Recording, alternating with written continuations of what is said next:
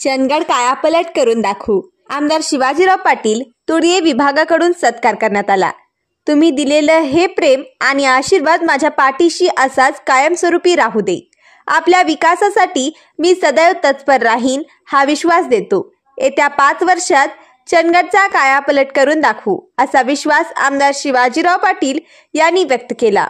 तुर्ये विभागाच्या वतीने आयोजित सत्कार समारंभात ते बोलत होते. माजी राज्यमंत्री भरमू पाटील अध्यक्षस्थानी होते.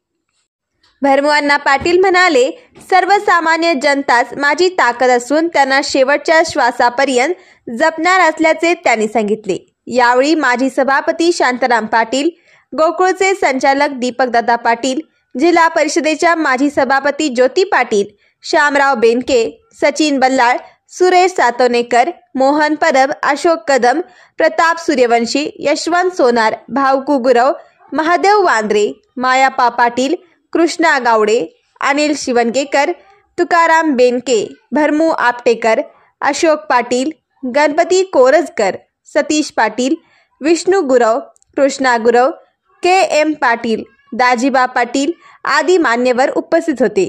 तसेच तुर्ये, मळवी, सरोळी, ढेकोळी, सुरुते, म्हाळुंगे, कोलिक, हाजगोळी भागातील मान्यवर उपस्थित होते.